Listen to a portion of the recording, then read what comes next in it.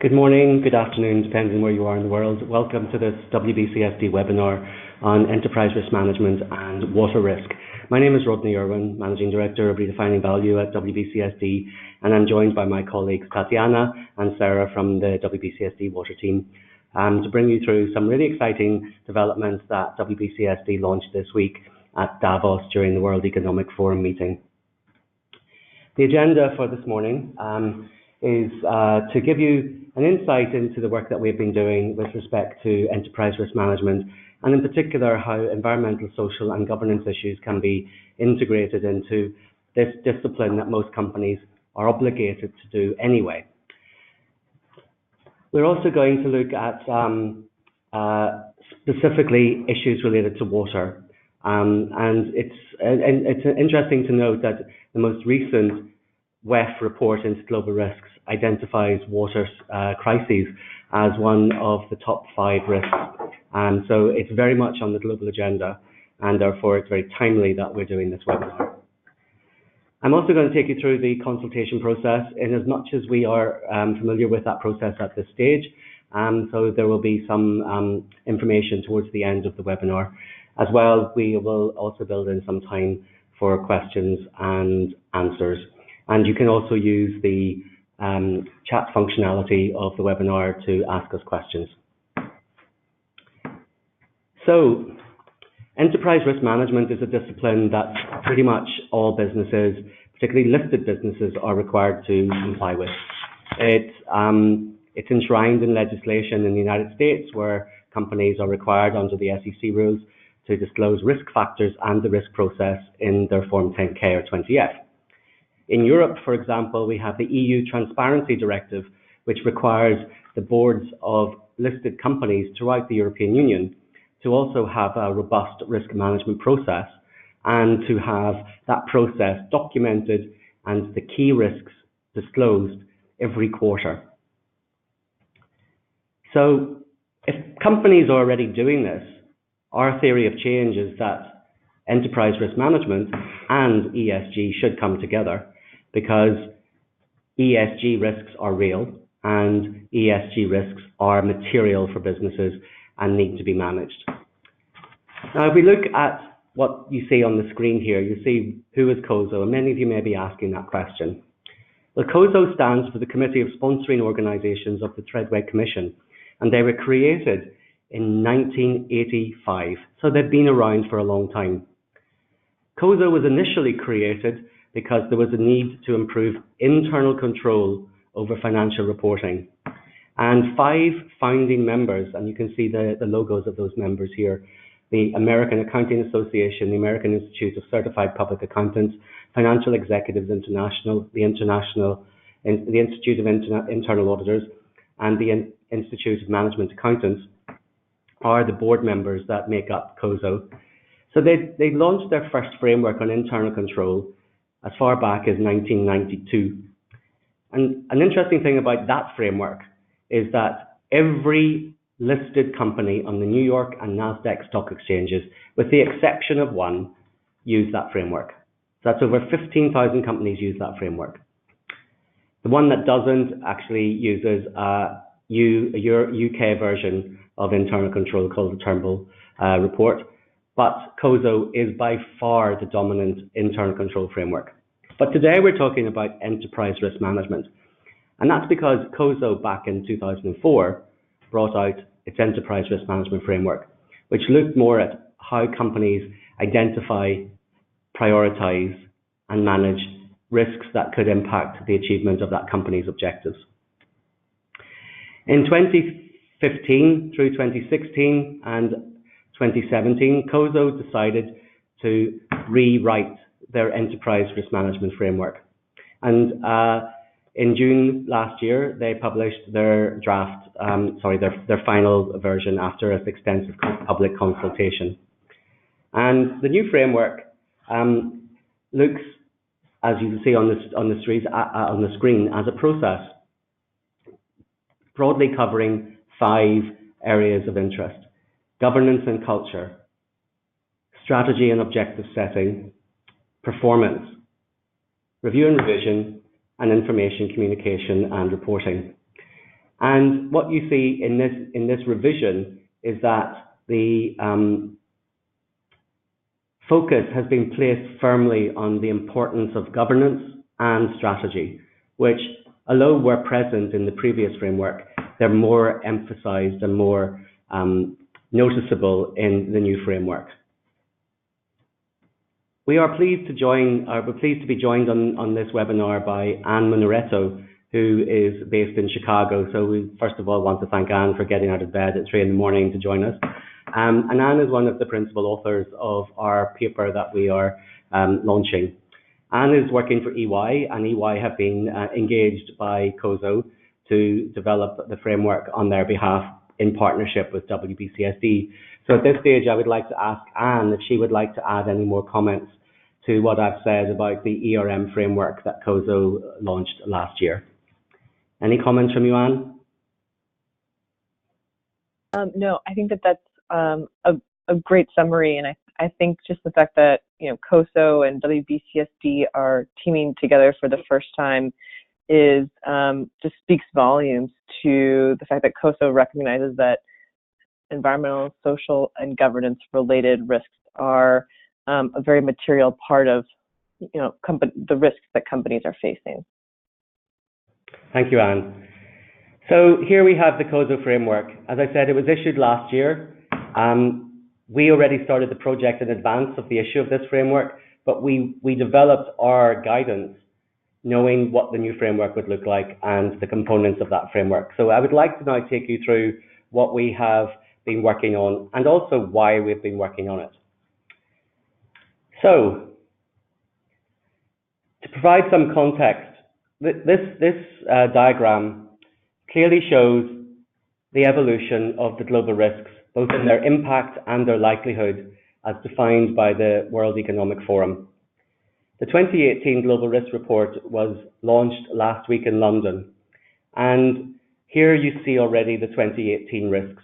But not even looking at the words at this moment, just look at the color scheme. Blue is economic. Orange is geopolitical. The pinky cerise color is social. So what you see over a 10-year period is quite a marked shift away from economic pressures. And remember, 2008 was indeed the year of the economic crisis. In fact, the report was issued in January that year. So one would have expected that if it had been issued later, it may have been all blue. But if you look at the evolution, 2013, 5 years later, you see green starting to get more and more prevalent.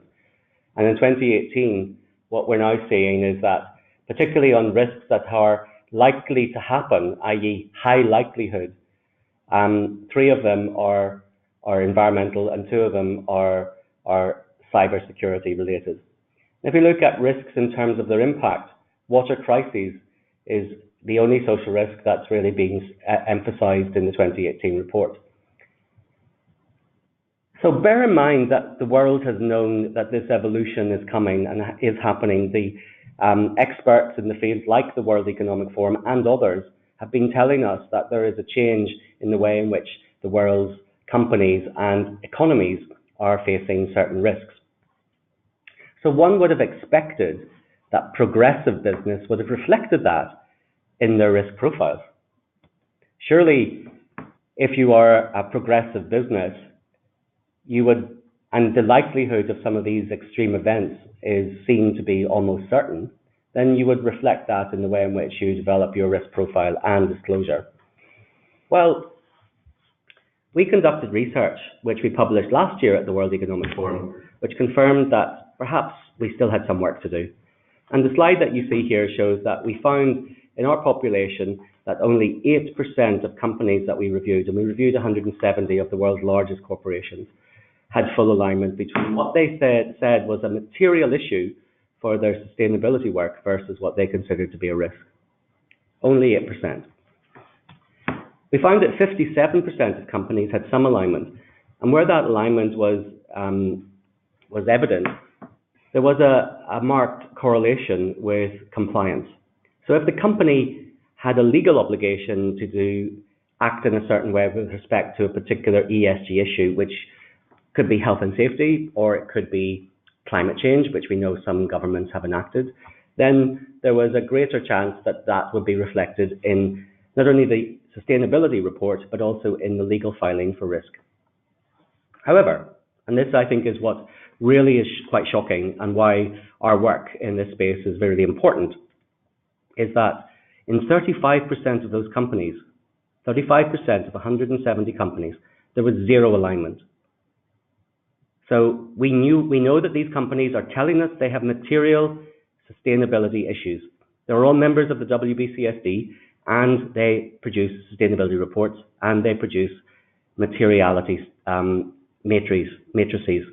However, nothing in that matrice, which we are told is material, and therefore they're acting on it as part of their sustainability strategy, is indeed reflected in the legal filing.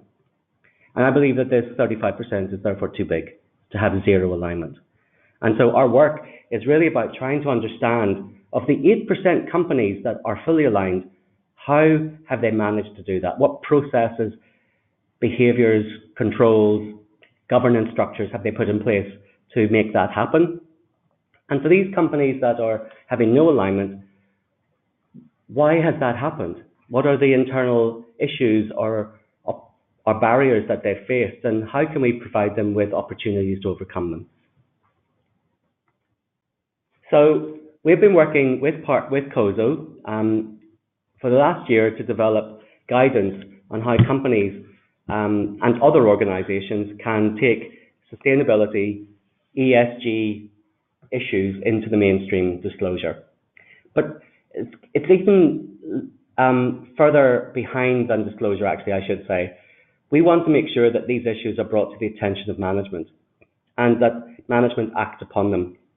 So disclosure isn't per se our main objective. We want companies to know what risks they face. We want the management of those companies to understand that those risks could pose a threat to the sustainability of the organization, both economically as well as environmentally and socially, and that we want management to act upon it. The research that we did was a proxy for what a company may be doing internally, because we looked at what was disclosed, but we followed that up with over 20 interviews with member companies, and we know what the barriers were. And so we've gone into the development of our guidance, understanding quite well what the barriers are, what the opportunities are, and that's been reflected in what we're about to publish. So what are the benefits to an organization for embedding ESG risks into enterprise risk management, or applying enterprise risk management to ESG risks, whatever way you want to look at it? Overall objectives, as you can see on the screen, are to ensure that the company is resilient. Many companies have had great risk disclosures, great internal controls, but they haven't really done anything about it. And those companies have perhaps fallen to the wayside. Great examples in the past were, let's take an example of Enron, which was cited as one of the best codes of conduct of any company in the world, but they're not with us anymore because they didn't actually use it to ensure that they were a resilient organization. We believe that using ERM and applying that to ESG will result in resilience. Resilience is the ability to adapt when problems arise, and many companies that didn't survive the financial crisis were companies that weren't able to adapt.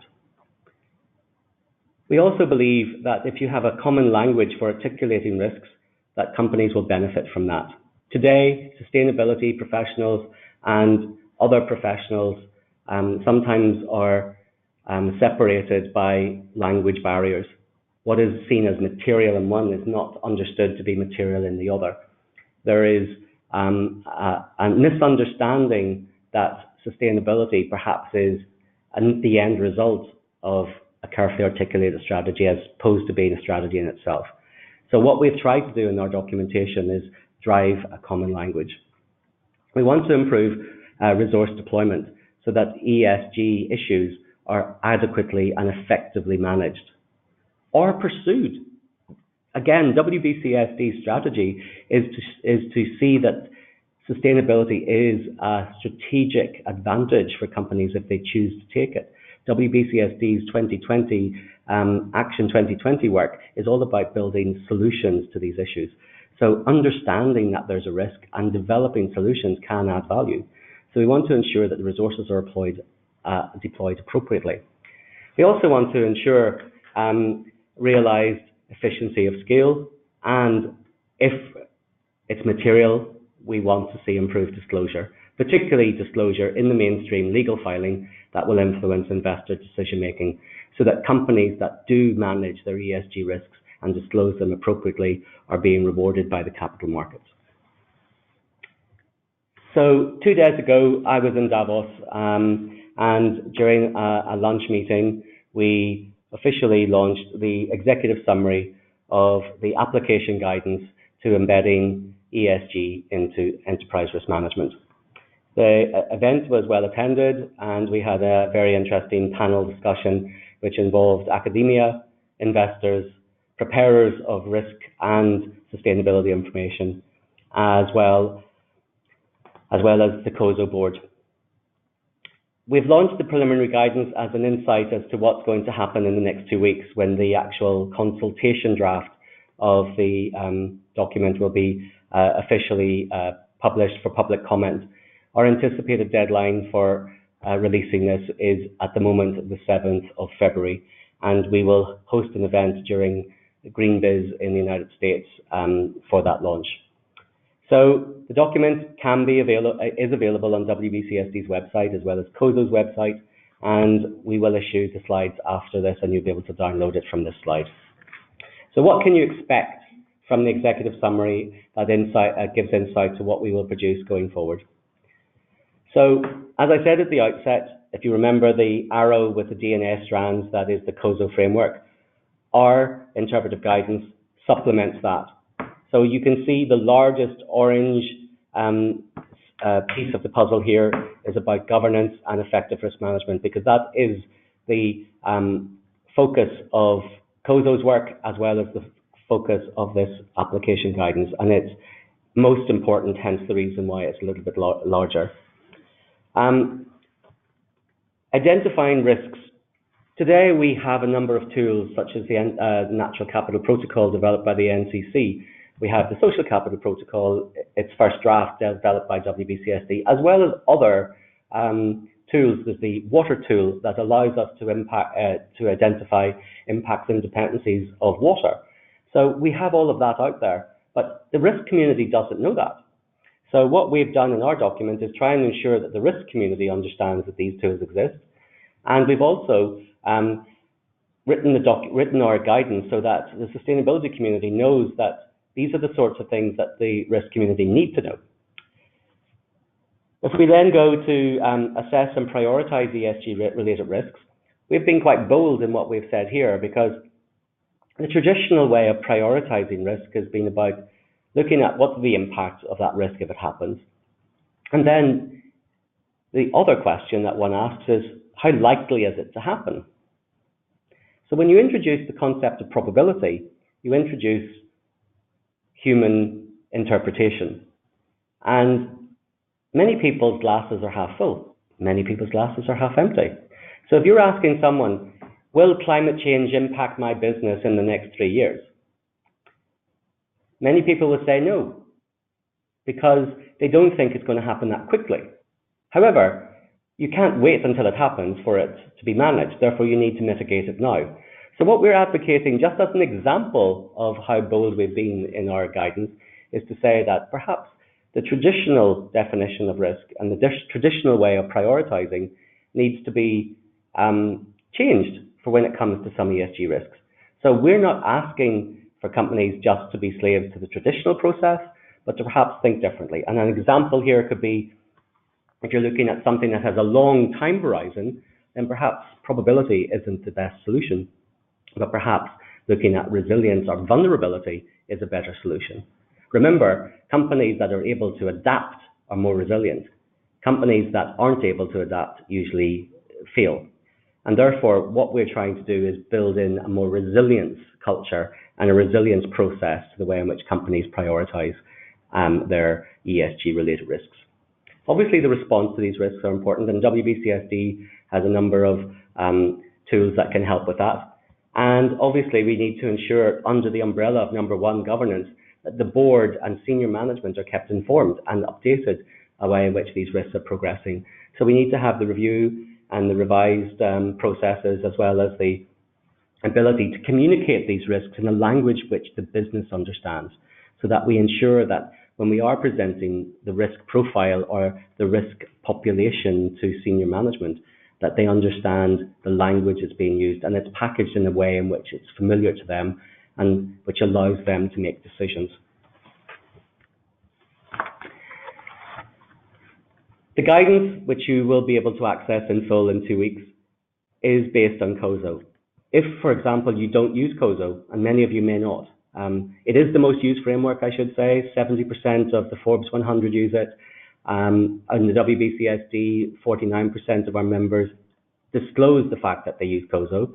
And we know that many of our members use a COSO-inspired framework for their risk management processes. That said, if you use a different framework such as ISO or Cadbury, for example, our guidance supports that as well. So it is not, although it's been developed with COSO and WBCSD, it is applicable to all frameworks. So don't fear that if you don't use COSO that this isn't applicable to you. It's very modular in nature, so you can look at it standalone. However, for the consultation, I kindly ask that you don't do that, that you do go into the detail and you look at the interrelationships. And if those interrelationships should be stronger, please let us know, etc. And we've identified a readiness assessment that will help you with identifying strengths and weaknesses. So we've tried to make it as practical and user-friendly as possible. So what I'm going to do is hand over to Tatiana, who's going to look at the risk specific to water, and then we'll come back and we'll look at the consultation and we'll look at answering any questions that you may have. Thank you very much, Rodney, and thank you for the opportunity to have a zoom in on water as one specific aspect of ESG risks. And of course, indeed, water has been part constantly over the last 5 years now of the top 5 risks, like Rodney mentioned, in terms of likelihood and impact mentioned by the World Economic Forum. And this year is, of course, as part of social crisis, even though you could as well place it in environmental or economic, and as such, water risks are very complex and multifaceted, which I'm trying to relate just now. And what you have in front of you is starting with a current map of water stress. And as you can see, there are many places in the world where you have these red dots. And in these locations, the reality is very often you already have water withdrawals that exceed available supply, be it surface or groundwater. And at the same time, you have a growing population, increased wealth, industrialization, and other aspects that are really driving water demand. So under the current scenario, it is foreseen that the world is on course to face a 40% supply versus demand gap by 2030. And the reality is that this is actually already happening. If you look at Cape Town, for example, it's happening today, and you even have a day zero for when no more water is available set by the end of March, and the date keeps on moving. The reality is, for example, in China, nearly half of the GDP is already earned in water-scarce provinces, which is very worrying looking at the future. And in a company like Nestle that has its own water stress index developed internally, they do identify that 40% of their factories are located in water-stressed regions. So in summary, all of this is to say that business already competes for water, especially in all of these red locations on the map, and the situation will get worse. Partly because historical water trends are no longer reliable in the face of climate change because of increased variability of availability of water. And so as a result, you either have too little or too much, and you don't necessarily have the right quantity or quality of water where and when it's needed. And also because of the growing demand coming from as much people, growing population as agriculture to feed the world, industry, energy, and others, those competing demands are getting worse and worse. So if you look at current projections of the World Bank, within the next 3 decades, the global food system is projected to require up to 50% more water. Municipal and industrial water demand is due to increase by up to 70%, and water demand for energy increases by 85% under the current scenario. So this, of course, has serious implications for allocation decisions by local authority about who gets what share of the available water. And the reality is that businesses usually come last in line. And so when there is no more water available for operations, or of not good enough quality anyway, there are really 2 choices. It's either investing significant amounts of capital expenditure or having to abandon certain sites, which is already happening. Looking at really what are the key freshwater challenges today, to paint a broad picture, 70% of water is used by agriculture. And what this means is that if agricultural water efficiency is not addressed, other water management efforts by government or by industry will still not be sufficient, and there will still not be the right share of water for everyone at the watershed level.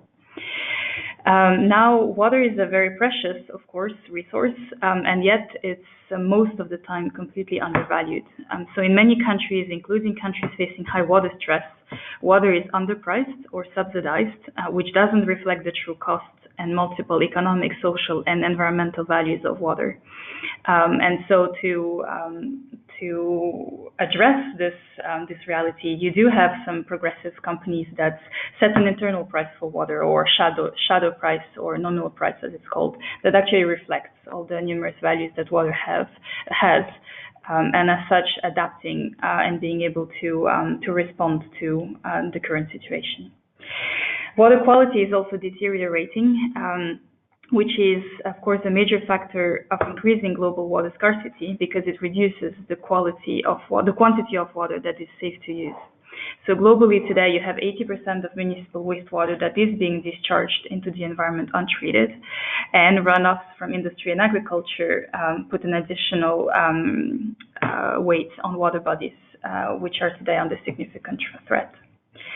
Inadequate access to safe water and sanitation costs today the global economy over $300,000 per year.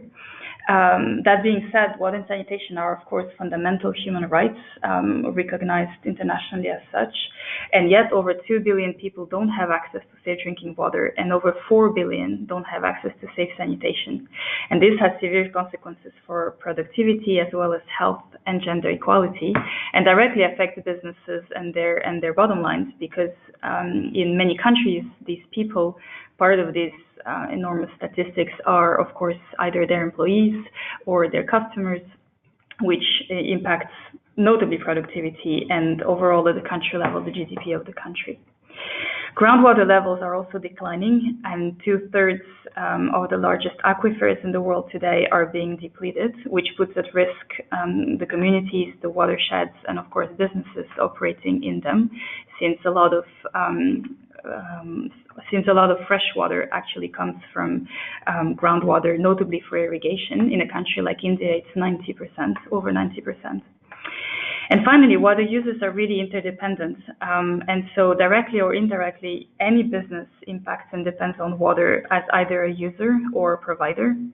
But they also share it with everyone else at the watershed level. They share it with farmers, they share it with people, they share it with other industry, and ultimately everybody is really drinking from the same straw. So this means that most of the risks, as well as most of the solutions and the opportunities, actually lie outside of the company's fence line. Now, the challenges that I just described actually do lead to materializing risks that directly affect company bottom lines. So, for example, if you look at the CDP numbers, in 2016, a typical company reporting on water through CDP incurred an average of over $23 million in water-related financial impacts.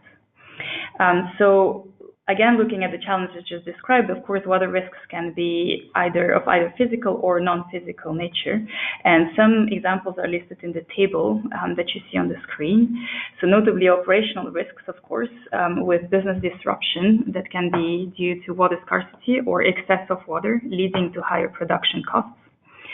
Legal or regulatory risks with the more stringent legislation or reduced allocations of water, fines or penalties for water pollution incidents. So this is where the fact that water is usually underpriced can actually really materialize, and prices can go up very fast. So for example, water prices charged to the Kellogg Company manufacturing facilities in Mexico have risen 300% since 2012, which of course directly impacted operating costs in these locations for the company. Reputational and marketing risks are quite tangible and can lead to brand damage, loss in market share, loss of social license to operate, with quite a known example from the Coca-Cola Company, for example, that was forced to abandon plans to build bottling plants in Tamil Nadu in India after quite a strong resistance from local farmers who really feared that the company would basically take away the water that was available to them and cause a fall in the current groundwater levels.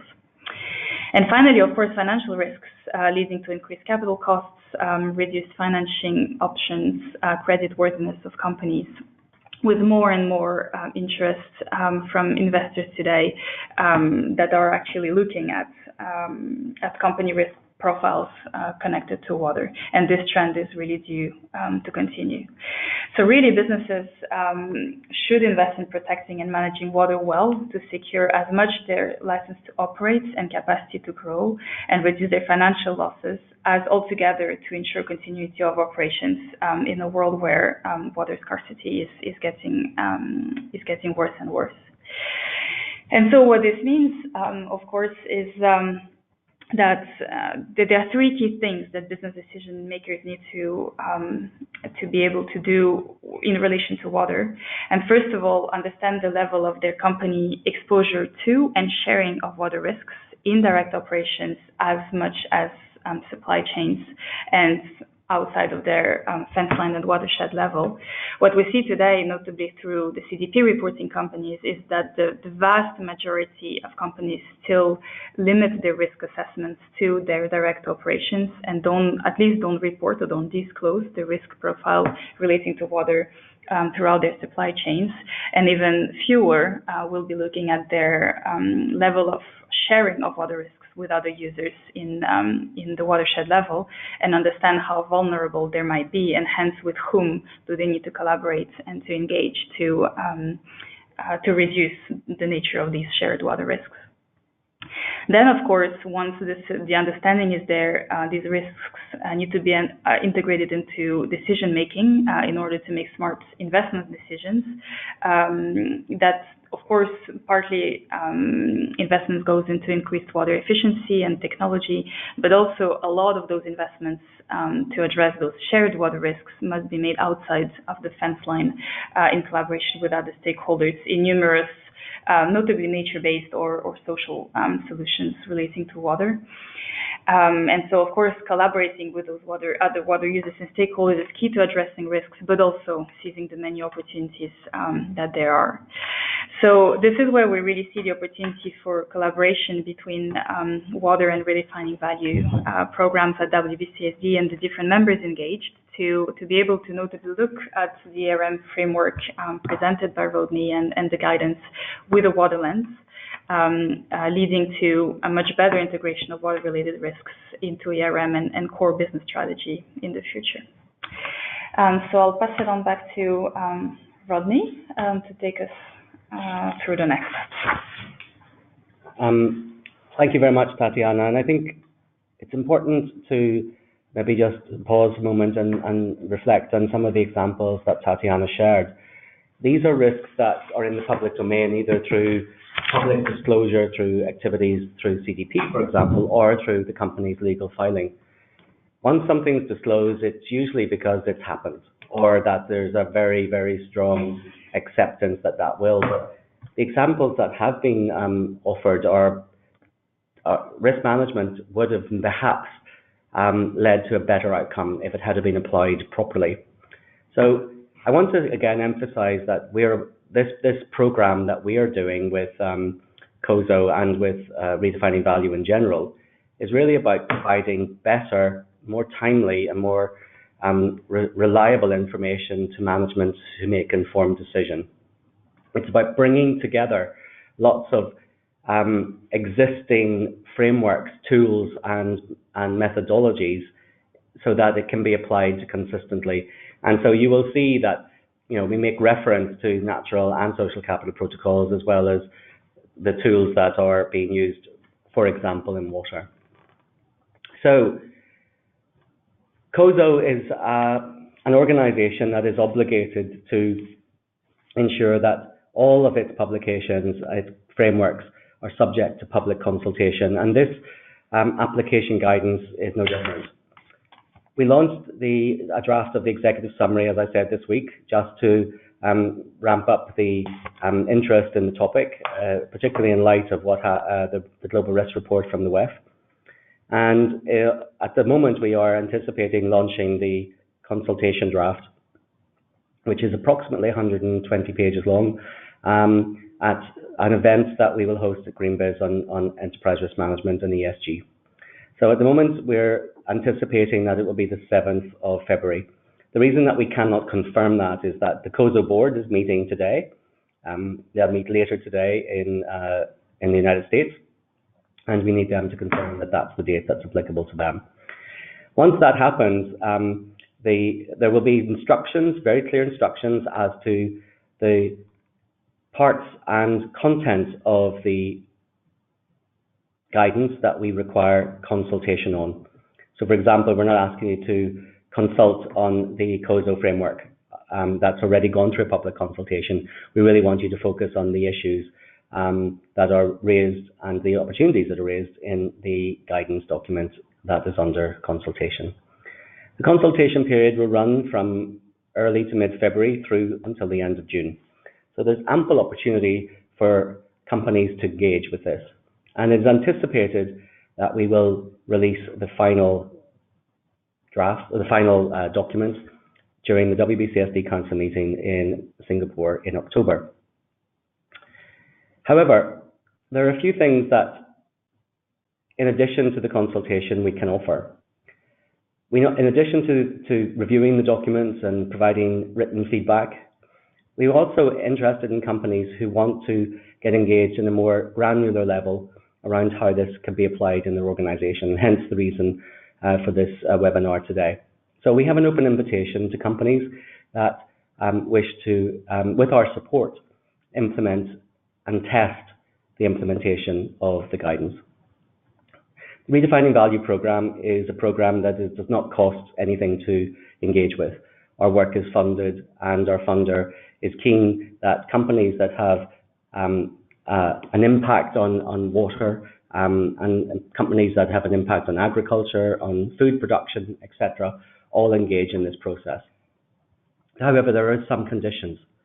And the most fundamental condition is that for this pilot process to work, the company needs to ensure that both the risk management function and the sustainability function work in collaboration. Because the actual title of our document is about applying enterprise risk management to ESG. In other language, that is, how do we get risk management and sustainability working together to produce better outcomes? And so that would be a fundamental requirement for any company that wishes to move forward. But there will be no cost associated with that. We will provide the training, provide guidance throughout the pilot process, and it could result in input into the consultation, obviously, but it could also result in a published case about a particular company's approach to implementation. So I think there are benefits for doing this, provided the company can ensure that risk management and the sustainability function can work together. We will also hold a number of workshops. We're hoping to run one at the LD meeting, but we will also bring workshops around the world. At the moment, we haven't determined which countries we will go to or which regions. In some respects, that will also be due to interest that we receive from those countries. and regions, but we will be providing training and ongoing support to any company that wants to get involved in the pilot process. Here at WBCSD, the water team and Redefining Value will also work closely to make sure that those of us with expertise in risk management are supported by those of us with expertise in water management and water issues, so that we have the right skill set advising you, etc. Throughout this process, EY, who is representing COSO, will also be engaged, and therefore we can also draw on their network. So the opportunity is there. Please consider it. If you would like further information, do not hesitate to reach out to myself. So that's erwin@wbcsd.org, and or reach out to Tatiana. And I'm sure you're all familiar with Tatiana. Before we move, I would just like to invite Anne, who's representing COSO on this webinar, to add any comments or any additional information that she feels that I have omitted or perhaps even got wrong. So Anne, over to you, please, for your final comments. No, I think you covered off on everything, Rodney. And yeah, I think we'll do probably start to solicit interest in some potential workshops, probably in mid-February or early March. And of course, like you mentioned, we'll be at the LD meeting in Switzerland too. Thank you very much. So now is your chance to raise any questions. Please use the question box and we will respond to you. Please also raise your hand if you wish to speak, and we will unmute you.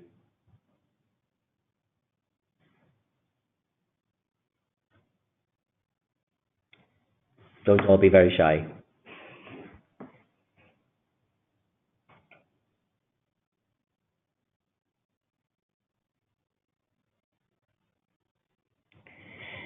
If there are no questions, which is understandable, there's a lot of information here to absorb. As I said, do not hesitate to reach out to the water team, Tatiana, Sarah, or to myself, and we will answer them as fully as we can. The invitation remains open, and I hope that you will avail of this. Tatiana, would you like to add anything? No, nothing to add. Looking forward to engaging with those of you who would have an interest to really, again, like Rodney mentioned, not only comment and get back to us on the guidance, but actually engage more deeply into piloting it, and possibly from a water perspective. So please reach out, and we'll be in touch about next steps once we hear more from the COSO board meeting as well. Wonderful. And on behalf of Redefining Value, thank you for allowing us. Oh, apparently we have a question, so things are moving. So the question, first of all, is thank you for the positive feedback. It was a good presentation. I'm glad you liked it. Will COSO exercise look into integrating risk numbers into yearly financial statements? It's a very interesting question. In our documents, you will see that we do look at accessing and prioritizing ESG-related risks. And understanding the financial impact of those risks isn't an exact science, but we do have a lot of illustrated examples there of how different techniques can be used to perhaps monetize the risk so that you can link it to the financial impact. But we would need to, it's hard to say that it's going to do it yes or no. I think it depends on the appetite of the company and the sophistication of the risk management function within the company and its willingness to do that. As I said several times during the presentation, our focus is about providing an understanding about the risk profile of the company. That includes environmental and social risks. And of course, we want to ensure that water is brought to the attention of management to the extent that it is a risk within the organization that needs to be actioned. To answer your question a bit more fully, I perhaps need to step out of the risk management project for a second and talk about another project that we're doing in Redefining Value called Purpose-Driven Disclosure. So if we are going to be looking at putting information into the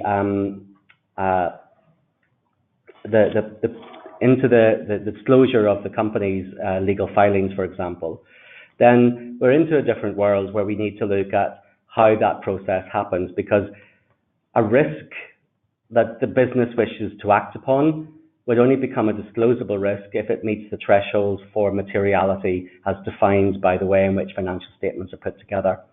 And so the RV team, in partnership with others such as GRI, the Yale Initiative for Sustainable Finance, are working on the development of what we're calling the Materiality Handbook.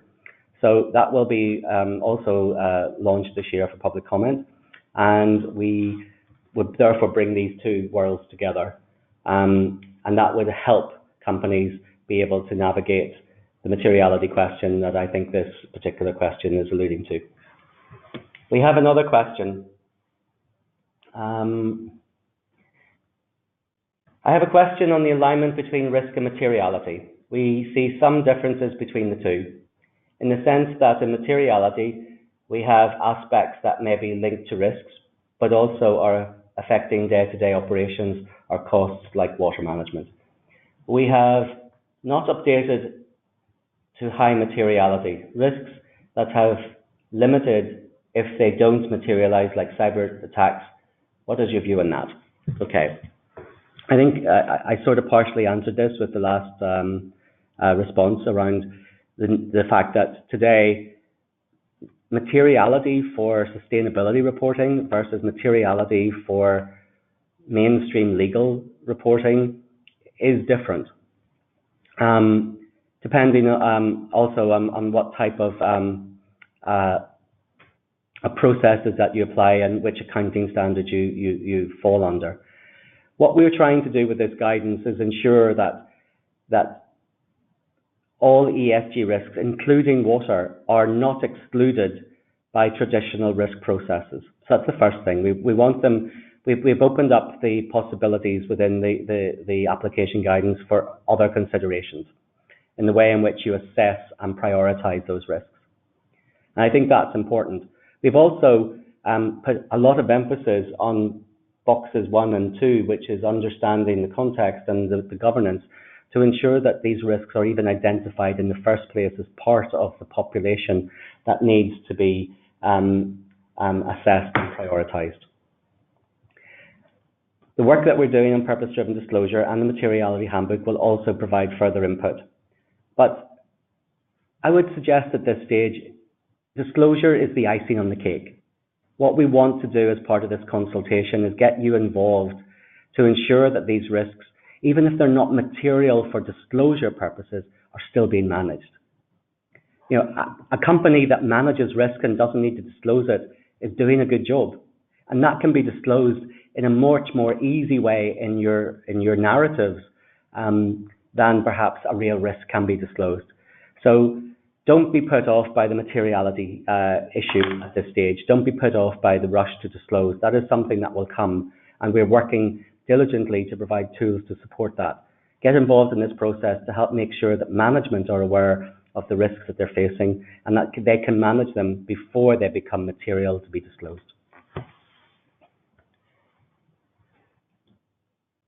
We have another question, and the question is, when you'll be able to share the slides? Right, that's probably the easiest question so far. The slides should be able to be shared within the next 24 to 48 hours.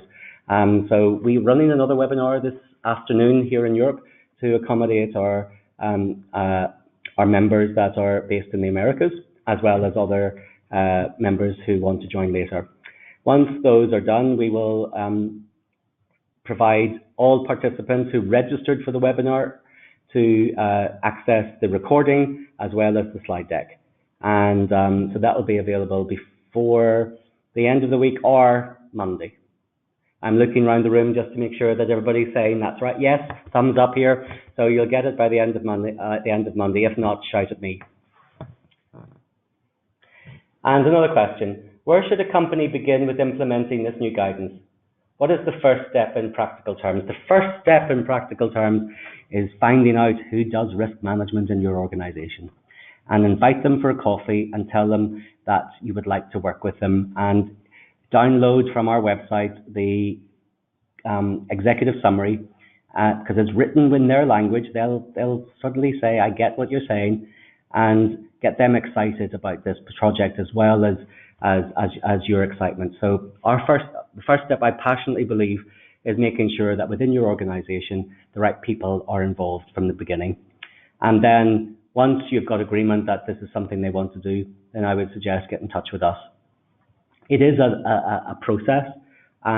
So the first step is really, once you've got that agreement, is to look at how your existing risk management processes and materiality processes within sustainability work, do a gap analysis and see how we can bridge those gaps with what we have put into the application guidance. As I said, that will be available in 2 weeks.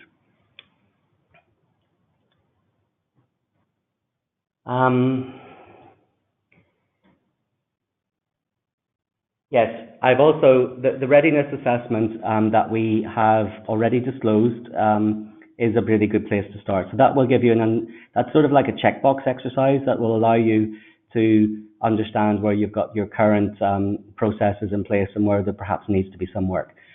Again, I would do that readiness assessment in partnership with those responsible for risk management. And that's why I say the first point of call is pick up the phone, find out who does risk management in your organization, and invite them to take part. And another question here. The question is, does it overlap with redefining value and something to explore bringing natural capital into IFRS, for example? Well, it does overlap with redefining value because redefining value is running it. So it's an integral part of redefining value. Now, does it explore how we're going to get natural capital into IFRS? At this stage, no. This is purely about how do we ensure that the wonderful protocol, the natural capital protocol, for example, how that process to identify the impacts and dependencies of nature can be absorbed into a mainstream disclosure, a mainstream reporting process within the organization for decision making. So the two do complement each other. As I said, this project isn't about disclosure at this stage. The work that we're doing in redefining value on purpose-driven disclosure is where the question will more likely to be addressed. Now, we're not necessarily advocating that all risks need to be supported by an IFRS standard, but what we do believe is that the way in which mainstream disclosure works today, if you have evidence to support that something should be disclosed, then there are many ways of doing that. It's not just through the financial statements, but it can be through the risk disclosure section, which is mandated. It can be through the management commentary. In the UK, it could be the strategic report, the MD&A in the United States, for example. So there are multiple ways of doing it. What we're trying to do with the work that Lois in the team is leading on purpose-driven disclosure is to ensure that when companies make those disclosures, that they're doing so with their eyes wide open, and they're doing so with an evidential basis for that decision to disclose. I hope that answers the question. So I believe that's the last question that we have. If you are so excited by what we have presented this morning, then you may have questions throughout the day. Do not hesitate to send them, and we'll do our best to answer them. And as I said, the webinar recording and slides should be with you in an inbox before the end of day on Monday. Thank you very much. Handing back to Tatiana for her to say goodbye as well. Yes, thank you very much, everybody, for your participation and all the questions that show a definite interest in finding out more and engaging with this work. And so we look forward to being in touch. Thank you again for your time. I also noticed that we've had a few more questions. What we will do is we will include in the webinar feedback all of the questions and a written answer, so that anybody whose question has not been answered verbally, it will be answered in writing, and we will share that when we send everything out on Monday. Thank you very much and have a good day.